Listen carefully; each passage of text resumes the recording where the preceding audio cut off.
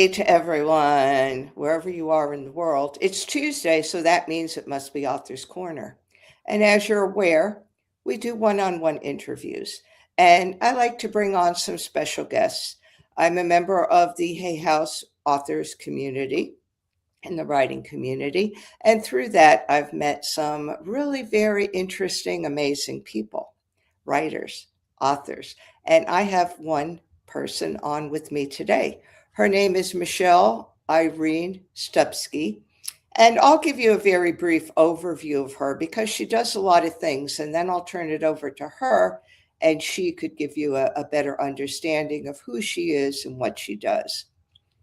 She is she does ancestral healing and Akashic records. She's works with healing the mother-daughter relationship and and also with bridging biological and adoptive relationships, which I think is very interesting. I'm not quite sure I understand everything she's done. She's also written 3 books, so I will turn it over to her so she could give you a better understanding of who she is and what she does. That was incredible. Thank you. Thank you for having me. And also, thank you for saying my name correctly.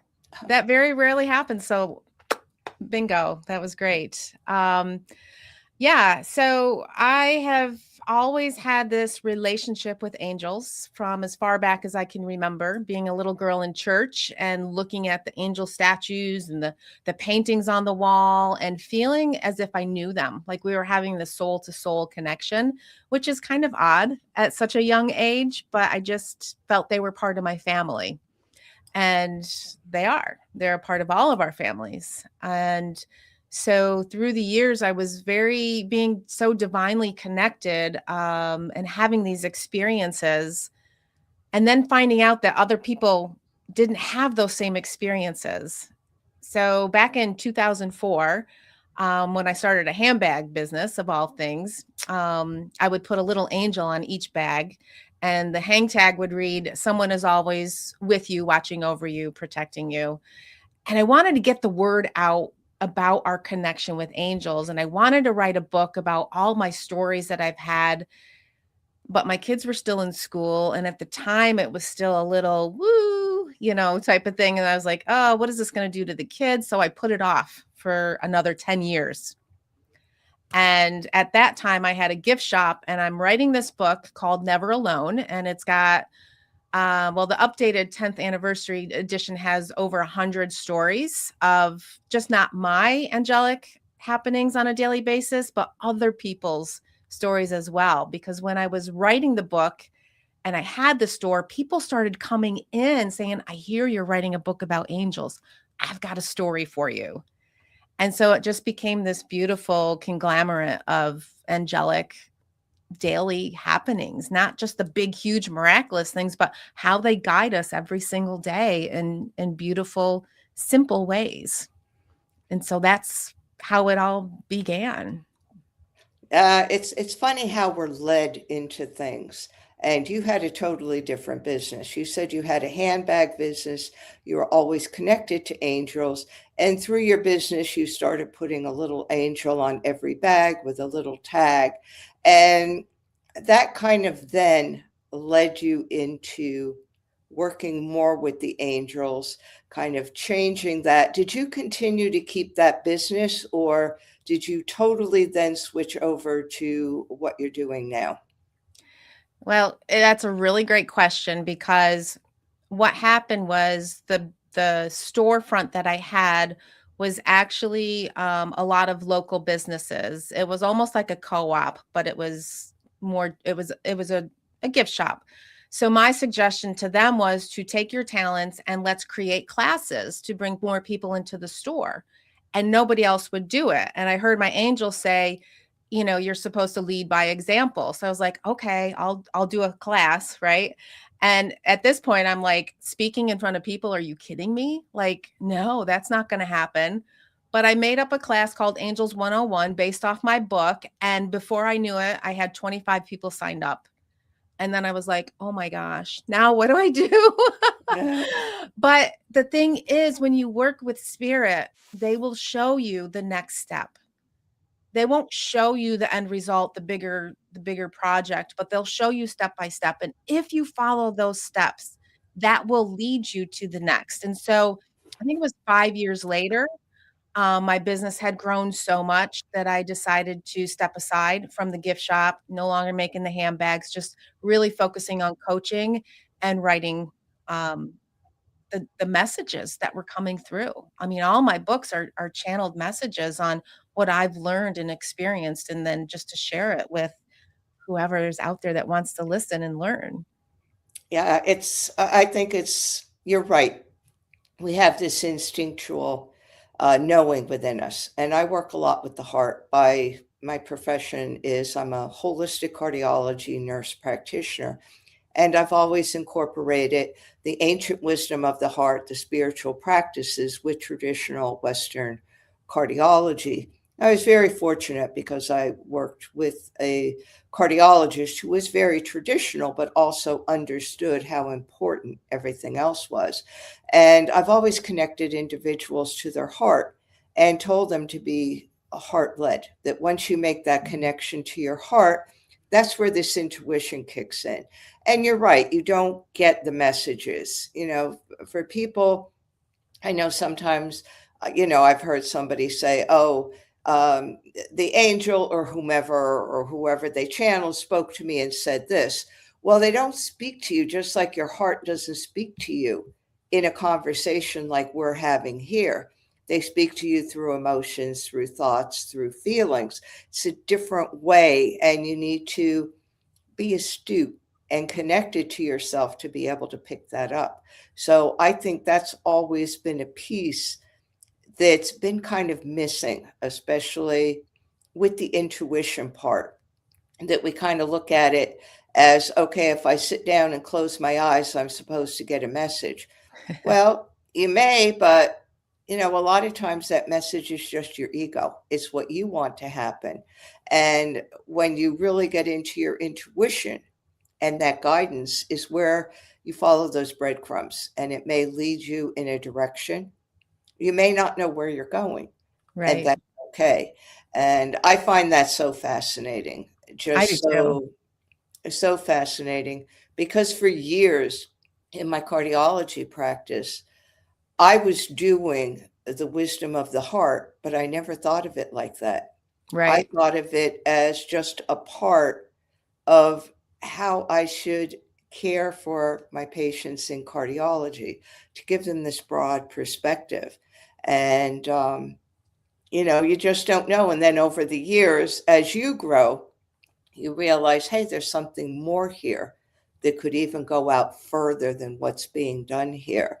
So, basically what I'm leading up to is, regardless of what profession we're in, regardless of what kind of coaching, anything, we all basically are doing something that has been done before.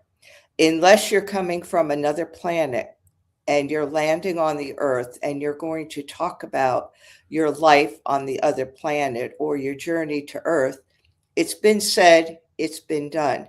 So, how do you embrace this, or how are you different to stand out? What's your secret sauce that separates you from others in your field? Boy, that's a loaded question. Uh, and I totally agree with you. When I first heard that, listen, you're not writing something new, you're writing it in your voice from your perspective. Whew, did that take off the pressure for writing, right? Because there is a pressure out there as an artist, as a creator, and that's what we're doing. We're creating a space for people to come and feel heard, seen, held, supported, whatever that might be. And what makes me stand out is, without sounding egotistical, is it's me, right? Like, it's my connection with you, it's my story, and we all have different stories, but we're all trying to get to the same space. And so you might relate to my story where the next person is going, yeah, don't quite get it. and that's okay. You've got to find those people that you feel as if you fit in, which is really one of the things that my current book that I'm writing, that the title and cover have not yet been revealed, but that has a lot to do with the whole fitting in and belonging, and where do we find that space. So, Right. for me, I work with angels. I work with divine angelic guidance, and some people don't get the angel thing. And again, that's okay. But the angels, what they do, when you begin to recognize the signs and the breadcrumbs that they are laying in your path for you to discover. And, we all hear or see 1111 or 444, and we all get the signs. But the thing is, what are you doing with the signs? Is it just like, oh, hey, there's a sign, great, No, we go further. We take that sign, we go, okay, what are they showing me? What are they telling me? Where are they leading me? And that's what our angels' love does for us. Our angels' love brings us to a greater love for ourselves. It brings us to the heart center in a beautiful way. And then we go deeper into the soul, right? Our soul is centered around the heart. And there's a space inside of us where I always go like this because that's where the heart center is. But there's this little light, this little spark of light that we were created in the eyes of our creator. We were created with that light. The creator created the angels with that same light. So we are not only created in the image of divine source or God, if that's the terminology that you use. For me, it is. But the angels were created in his image as well. And so there's this beautiful divine light connection between divine source, angels, and our soul. And when we recognize that connection, everything just expands and life is more colorful and everything around us is now beautiful. That things we didn't notice before, smells, sounds, tastes, everything just magnifies, including your purpose in life. And so, it's really about relatability. Do you relate to what my message is? Do you relate to the way I present it? I might be too much for somebody. I might not be enough for somebody else. And that took me a long time to recognize and realize. But for me, and my new book that I'm writing, it's a teaching memoir, but it's about my adoption story because I am adopted and I found my birth mom who happened to live less than a mile away from me for 25 years. And I had never met her, never knew her. And those were all divinely guided. I found her through those breadcrumbs. I couldn't have done that without Spirit's help. I couldn't have created the life that I have right now without Spirit's help. Yeah. And when we recognize that, we can do anything. Yeah, I agree with you. And you brought up something that I think is important for anyone who's an author, anybody who wants to write, is you you can't write for everybody. And Mm-mm. I think that that's often a mistake, that somebody will sit down and say that you're even looking for a publisher. So you'll sit down, you'll write a book, you'll gear it towards what that particular publisher, that particular group organization wants. And then what you find out is that it's not for everybody. So you have to find your own tribe. And that's the group of people that's really going to resonate with what you say. Uh, for me, it was difficult because I was in traditional medicine, Mm. traditional cardiology. And when I started it, there was really no room for the divine at all, Right. at all. I know a lot of people thought I was absolutely crazy. A lot of times I would just talk to my patients privately about things and things to do to help them. I originally started out in cardiac surgery and then went into cardiology general. And I would talk to patients about, what to do. We would play music in the OR. There were certain things that we did. And some people were very interested in it and other people were not interested in it. I had patients that, don't talk to me about that. I don't, you're crazy, or Mm, go get the surgeon. So you mhm. learn then after a while to adapt yourself also, that you're not out there for everybody. And Right. there's no reason that everybody has to hear your message. For some, it'll resonate, for some, it won't. So finding your tribe and finding your writing style and writing from your heart is so important. I don't believe that anybody, and I know they do, should write a book for the masses, because it's not going to appeal to everybody. So when you write from your heart. You write about what is really your calling, the message that you want to give to others. And then it's up to others to be able to resonate with that message or not resonate with that message. So I think you brought up a good thing for authors, that we're writing, really, when we write, we're writing a message that we believe is important, but we know that that message isn't for everyone. And we just open our heart and write. So I think authorship is really a calling also. So what do you think Mm. about that?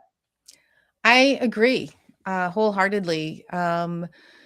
I actually have a course on helping people write their book, but it's not about getting it out to the masses. It's about healing. It's about your healing journey.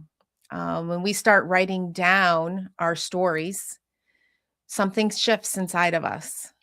And then we start to make this connection that we don't realize we're making, but every single writer, music writer, movie creator, playwriter, we channel a greater source, every single one of us. It's not everything that's coming from our brain, it's coming from our heart and our soul as well.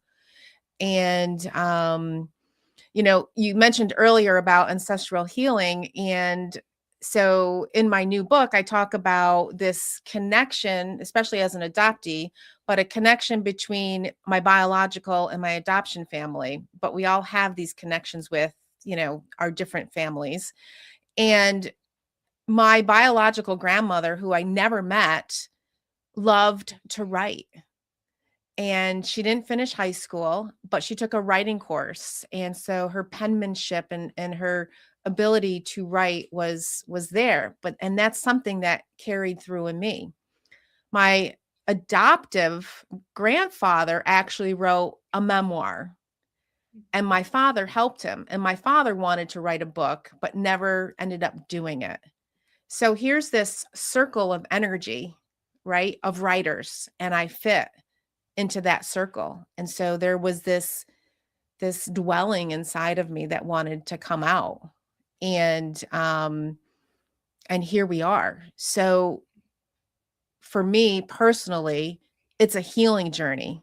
And if somebody wants to read my story, bonus.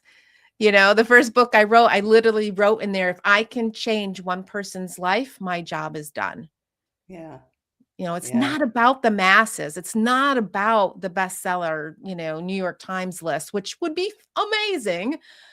But that's like, finding a needle in a haystack. That's very rare. And so it's really about you and your journey and your calling to do it, but more importantly, to complete it. Yeah. Like I I think totally. Oh, go there's a on. statistic out there. I'm not really sure. I should have looked it up before we did this, but I talk about this in my writing course. It's like 80% of the people want to write a book, and 10% of the people actually start the book. And then it's like 1 to 2% that actually finish the book. So we're in a 1 to 2 percentile of the world of people that actually completed a book. Dang, that's incredible. That's incredible. The completion is the gift. It really is. Yeah, I think you're absolutely right. And I liked what you said about that connection to a higher source. And it doesn't matter what you call that source. It could be God, it could be a spirit, it could be Universe. whatever, universal energy. But I think, for me, that's one of the main things, because that comes from the heart. You can't get that from your mind or from the ego. It has to come from your heart. And I think once we recognize that we have that divine connection, it really opens up for us to be able to not only live our best lives, to write from our heart, to really have a purpose in life and to move from our heart. And I think that's so important. I'm working on another book and it's all about personal transformation. And in doing the research, this is going to blow a lot of minds. The most popular genre of books right now is self-help. But 80% of those, and mostly women, because it's mostly women that read these books, get depressed and anxious after reading these self-help books because nothing changes for them. Or if it does, it changes superficially. And that's because we're looking outside ourselves. When you look at a lot of things, even wellness in organizations, employee wellness, all that, they concentrate on what's going on outside the person.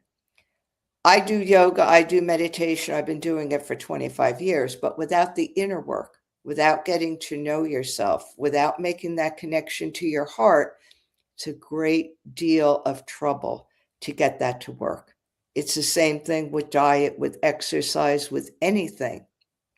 You could follow all these things, follow all the rules, but yet it still comes back to the point that in order for that change or that transformation to be real, it has to come from your heart. It's a heart-led transformation. And that's where people get stuck because that's where you have to do the work. And I think even as an author, that's why, like you said, what was it? Only 2% of people will finish a book. Yeah. And I think that's because it's all ego-based and their ego runs out of things. And no offense even against all the bestseller campaigns, all these things.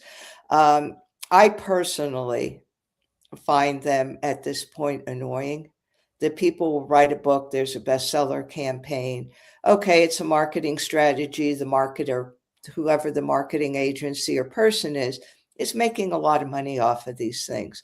Right. But it's all ego driven because it's there for a fleeting moment. Right.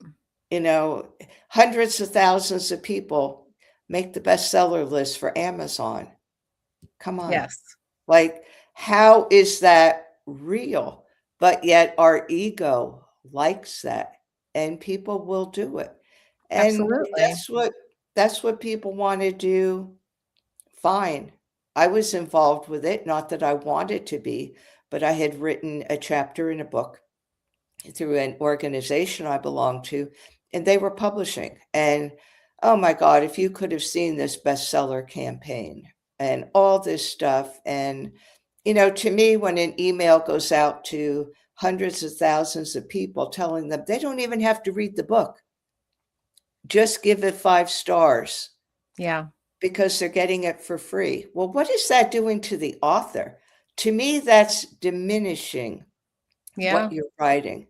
It's making you smaller. It's not helping get the word out there about your book. It's just all about a marketing strategy. Yeah, the notoriety. The notoriety of these fleeting moments. And I really think that's why authors don't stick with what they're doing. Because after a while, they realize that it's just all fluff. It's all superficial. Unless they could really get into the heart of the writing and really get into the purpose of the writing, the group that they feel would benefit from their message, they're just writing in thin air. So I don't know. What do you think about that? I'm sure I've got a lot of people. Well, it's angry funny with you me. say that because my last book I didn't even put on Amazon because I was like, first of all, because there are so many self-help books out there, it just gets lost in the sea of books. And those campaigns that you can create to get that #1 status, you just have to be smart and pick the right day that nobody else is launching a book. And if you get 20 people to buy your book, you're going to be #1, even if it's for 5 minutes, and you have that. And let's face it, I mean, that's always nice to open up somebody's page and it says, oh, #1 on the Amazon list. And people go, oh, I got to get it, because that's how people purchase ego driven, right? It's like, oh, well, she's a #1 bestseller, and it's like, oh, she's only got 5 stars. So that must not be a good book, which, you know what? Those 5-star or those 5 review books, they're probably way better. Sorry, authors, but they're probably like something so great in there for you. And so, again, that leads us to what makes you different, right? If you are connected to that title or that cover and you're feeling a pull for that book, it doesn't matter who the writer is or what their status is. Your soul, your heart is telling you there's something in there for you. Yeah. And, my books are written for me. It's the book I wish I always had. It's the book I needed during this circumstance. It's the book I needed to get through that situation.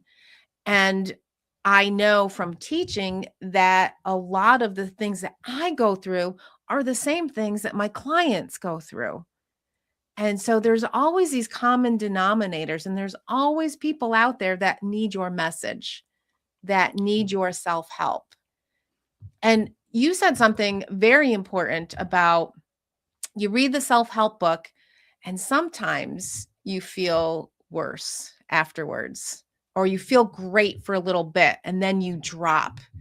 And I would feel that after going to some of these conferences and these retreats. I'd feel great in the moment and I'd get home and I'd be like, now what do I do?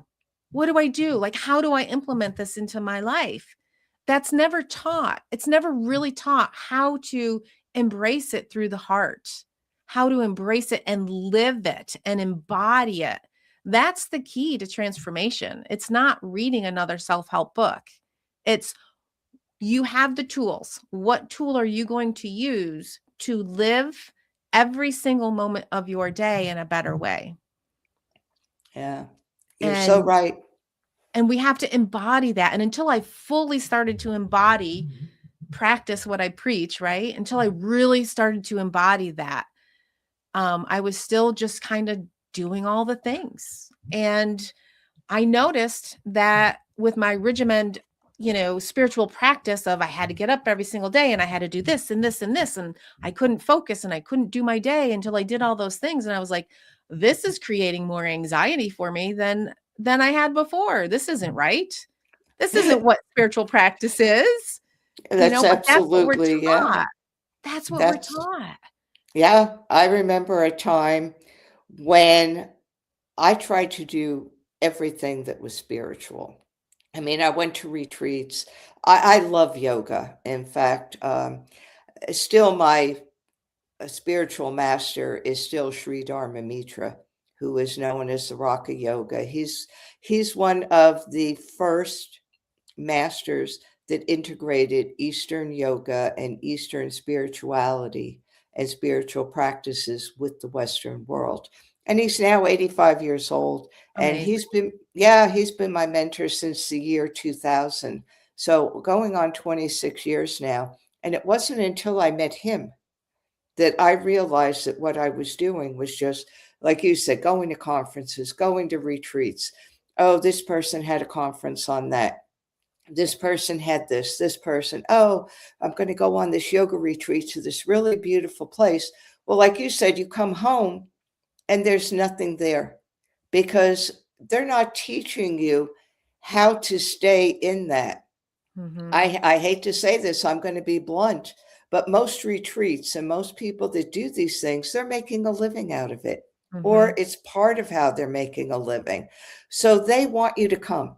And yes, they'll give you good information, but I don't think half of the time a lot of them themselves really know how to incorporate it because to them it's a business. Right. No, it's a business. It's like selling. Yeah, it's a transaction, selling dresses, like anything. And I think they lose that inner guidance, that spark. So I think I'm not saying don't go to these things, but I think people just need to discern what works for them. Right. What do they want to pick and choose? And again, be led from your heart. Right. not the ego. Just because somebody's done a million retreats doesn't actually mean they're the best. It just means they've done a million retreats, they've had good advertising, they know how to bring people in. So I'm not knocking anybody that does retreats. I know people that I do host retreats. retreats. Yeah. You know, So I host retreats and I have classes and I have webinars and I have all the things, but and I agree with you. It's for me, it's not so much about teaching people how to do something new. It's about coaching them and guiding them and supporting them on creating that practice that's going to be good for them.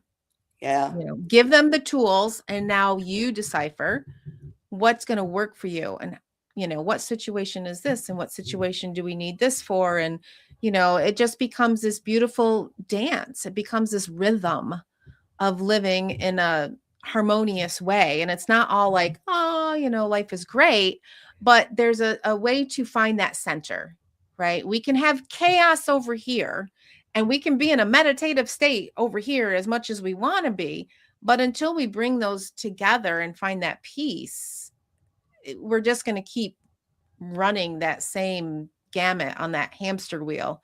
We're just going to keep yeah, doing the same thing over and over again until we just go, okay, when is enough enough, right? yeah, How am I going to make this change? yeah, And spiritual leaders and heart-centered coaches and all that is so needed right now. There is so much noise out there.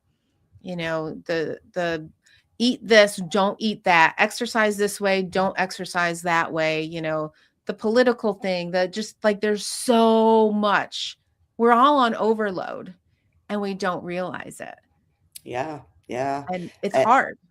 it really It's is. really And, hard. like everything starts within. So if we look at Absolutely. ourselves, even with a weight loss journey, the more calm, serene, at peace you are in your body, you have all the hormones working properly, your thyroid, your pancreas, nothing, your adrenal glands, nothing has to overwork. And that creates a sense of satiety where you don't have to eat. Most of the time, we eat because we're either stressed, Bored. anxious about stuff, bored. And we don't always look at that, even with weight loss. We're quick to go to pills, to injections, to different things. But underneath it all, in order to have something that lasts, you really have to change that behavior. And that behavior starts within you. So we're coming to the close of this, and I'm so glad that I had you on today. And I I think appreciate it. Thank you. we gave people some inspiring and important information. As authors and writers, it starts with you, it starts in your heart. Mm. Write for yourself. And it's almost like build it and they will come. You will get the right people that need to hear your message. And that's, to me, the beauty of authorship. And thank you for joining us today, Michelle. Do you have any last words that you'd like to say? Touching on that topic about it all begins within, my new book that's going to be coming out in May. It really is about a sense of belonging. And as a midlife woman, the book is really about midlife rediscovery and understanding that true belonging begins within. And until we make that heart soul connection, we're not going to feel like we fit in anywhere. But once we truly understand who we are at our true essence, we can walk into any room and we can shine bright. So, Right. yeah, find somebody that resonates with you and allow yourself to shine. We're here. We're all here for a purpose. So let's serve that greater good. And that was beautifully said. And with that, I'm going to take us out. Thank you, everyone who joined us today, and those that will be listening to the replay. I hope that you got some valuable information. I hope you got some food for thought. Does this resonate with you? I'm hoping that it resonates with a lot of people, but again, we don't know. That's why we give a lot of information, a lot of inspiration, so that you, the viewer, the subscriber, could pick and choose what resonates with you and then take it from there. So happy authorship and happy writing, everyone. Thank you for joining us.